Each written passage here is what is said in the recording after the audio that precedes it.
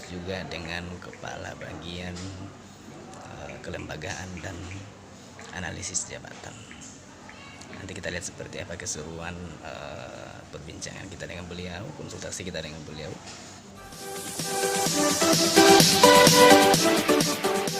Sangat luas sekali ini, sehingga ketika segala aspek direncanakan, sebelum dilaksanakan harus diorganisasikan dulu sehingga kita ketahui sumber-sumber apa yang diperlukan untuk mendukung pelaksanaan perencanaan itu, sehingga pada saat pelaksanaannya akan berhasil. Dan itu sudah dilakukan oleh Pak Karo sendiri? Ya, kami melaksanakan fungsi pengorganisasian itu, terutama di biro organisasi ini ada 3 bidang, yaitu akuntabilitas dan pengawasan dan reformasi birokrasi, kemudian bidang ketatalaksanaan, dan yang berikut bidang kelembagaan. Nah, dan inilah yang kita coba ramu beberapa fungsi ini sehingga dapat berjalan, sehingga mewujudkan tata kelola pemerintahan yang baik di Provinsi Maluku ini. Ya, diyakini bahwa fungsi-fungsi organisasi baik di instansi swasta maupun pemerintah itu memang sangat berat, karena memang segala sumber daya yang ada di pemerintahan itu akan diatur. Ini bisa dianalogikan sebagai orang lagi membuat rumah, nanti kepegawaiannya akan memasukkan orang di rumah itu ya, kira-kira begitu. Nah, sekarang bisa digambarkan sedikit bagaimana ketataalaksanaan di instansi pemerintah. Anggaplah Bapak mewakili biro organisasi seluruh Indonesia. Iya, baik. Jadi fungsi biro ini di bidang kelembagaan salah satu itu membentuk rumah. Kita tetapkan itu seluruh pembentukan perangkat daerahnya itu dalam Perda, kemudian struktur organisasi dan kata kerjanya diatur oleh berdasarkan peraturan gubernur. Nah, dan ini kita sudah atur di tingkat provinsi ini ada 5 tipologi. Jadi mulai dari strategi APEK yaitu unsur pimpinan, kemudian middle line yaitu sekretariat daerah, ya. Kemudian unsur staffing yaitu ada biro-biro, nah, dan ada unsur operasi pelaksana atau operasional yaitu operation core, dan ada unsur yang namanya penunjang yaitu badan-badan. Nah, ini sudah semuanya terisi dan kita sudah tetapkan berdasarkan peraturan gubernur, dan seluruh Indonesia menyesuaikan dengan apa yang menjadi kebijakan itu. Nah, sehingga dasar utama dari penentuan perangkat daerah ini diatur dalam PP 18 tahun 2016, junto sekarang PP 72 tahun 2019. Nah, itu. Jadi saya kira penataan ini sudah memenuhi apa yang menjadi keharusan peraturan perundangan dan kebutuhan daerah. Oh ya, guys, beliau katakan ini sudah sesuai dengan ketentuan peraturan perundang-undangan dan kebutuhan daerah. Ini saya mau tahu, apakah semua kebutuhan di daerah yang berbeda itu sama oleh regulasi yang ditetapkan oleh pusat, ataukah memang ada keluasan bagi daerah untuk mengatur sedemikian rupa atau gimana? Mungkin bisa disampaikan. Baik. Jadi seluruh Indonesia sama melaksanakan urusan pemerintahan. Ada 32 urusan yang namanya konkuren, urusan yang diatur bersama antara daerah dan pusat. Nah, itu dijabarkan dalam bentuk kelembagaan perangkat daerah ini.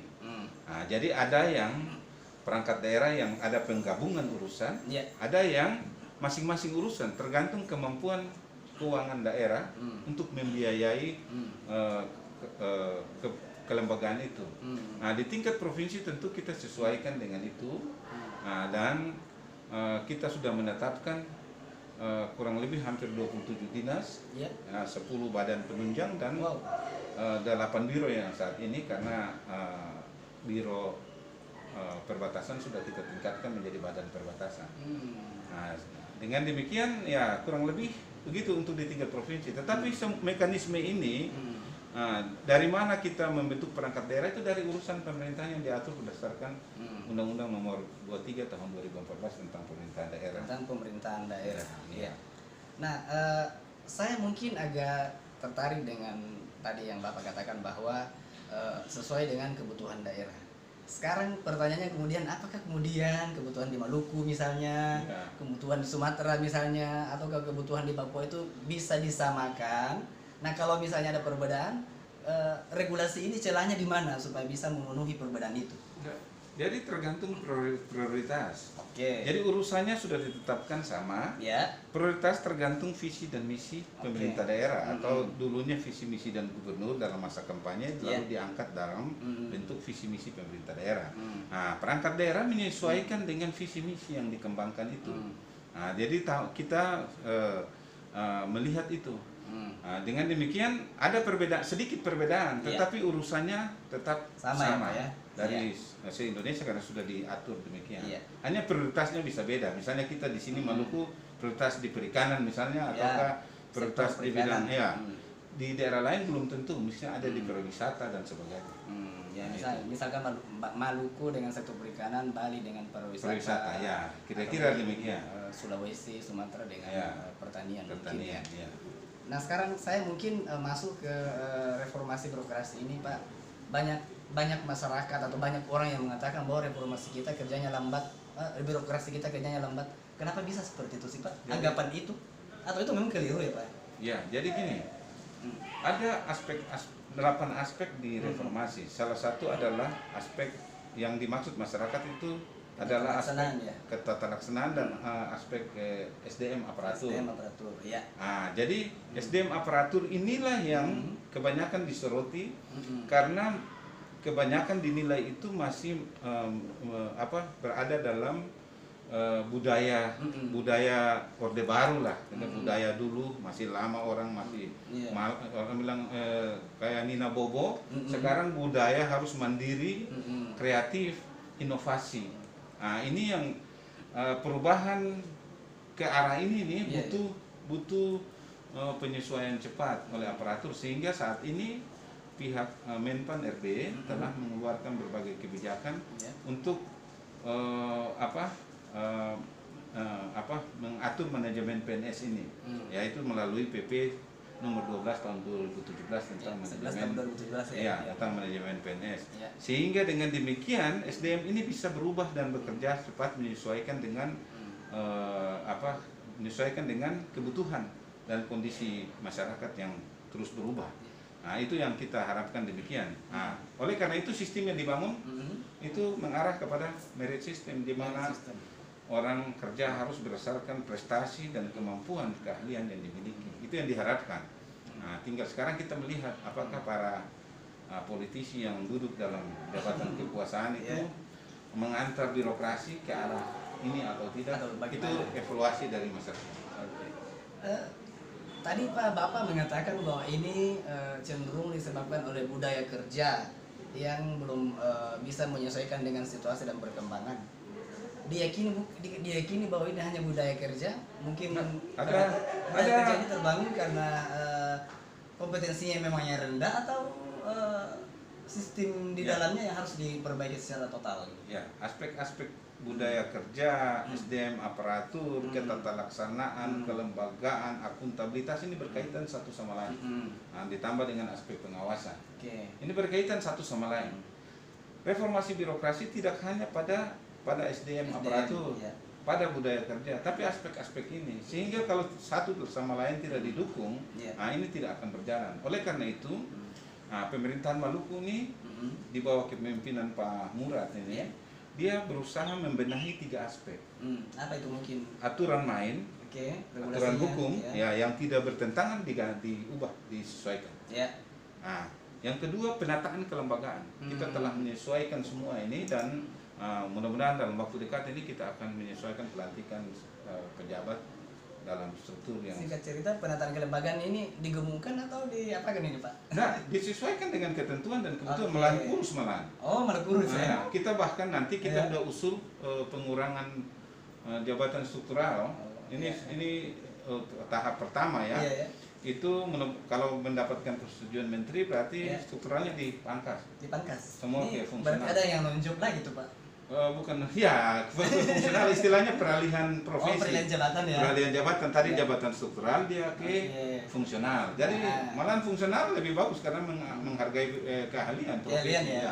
Nah, itu lalu yang terakhir itu adalah yang sekarang dibenahi oleh Pak Gubernur kita adalah penataan pelaku pemerintahan. Itu yang menuju ke SDM, yang menuju ke merit system tadi. Jadi aparatur ini mau diatur supaya ditempatkan sesuai dengan kemampuan dan keahlian sesuai bidangnya itu yang sekarang lagi ditata. Targetnya supaya bisa mencapai merit system ya mungkin bertahap ya. Kira-kira ke depan 2-3 tahun ke depan apa yang bisa digambarkan dari SDM di Provinsi Maluku, Pak? Ya, yang saat ini sekarang ASN. ya ASN. Saat ini kan sistem seleksi kan sudah transparan. Ya. Ya, jadi sekarang sudah diatur, sudah sangat transparan mulai dari penerimaan sampai penetapan NIK-nya. iya, penetapan seorang menjadi CPNS-nya Iya. sampai PNS-nya sudah sangat transparan.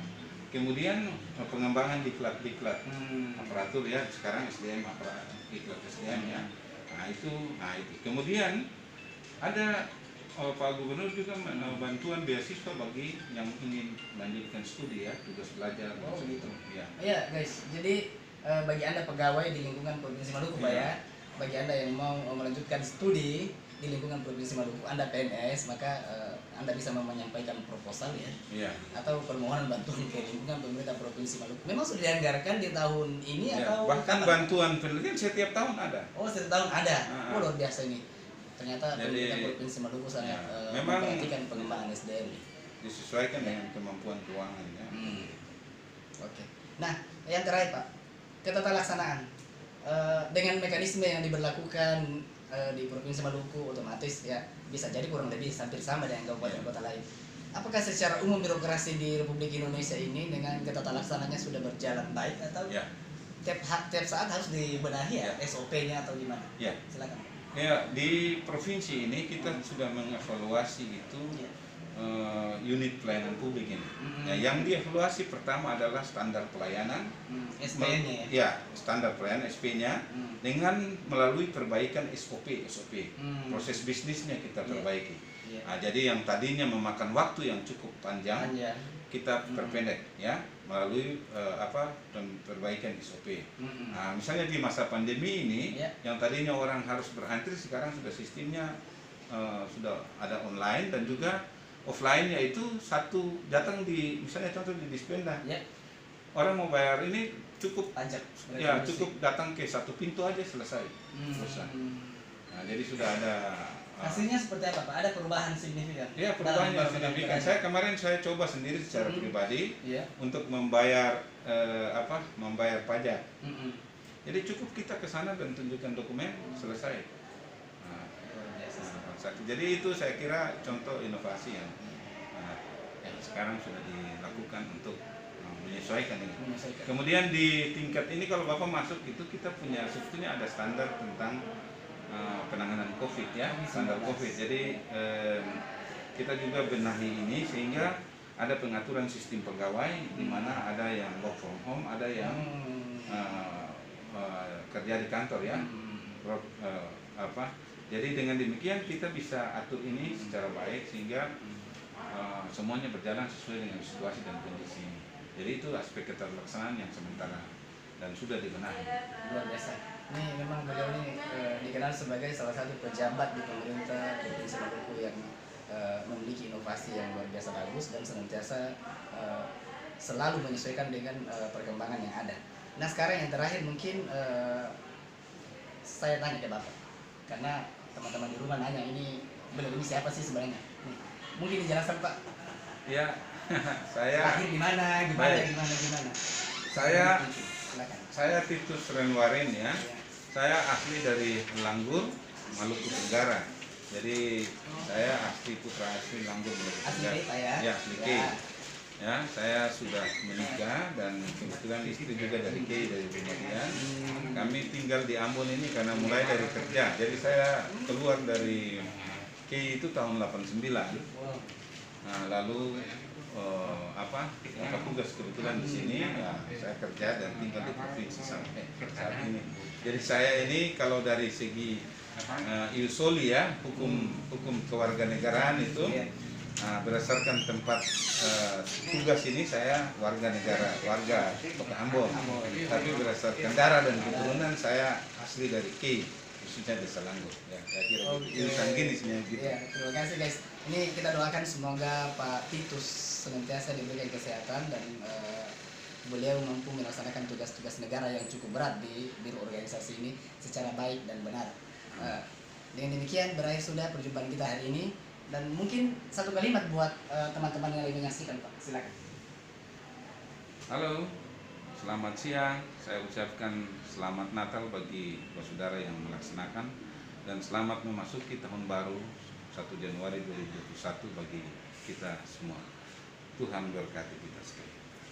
Oke guys, terima kasih. Demikian akhir pembicaraan kita. Bila itu hidayah. Wassalamualaikum warahmatullahi wabarakatuh.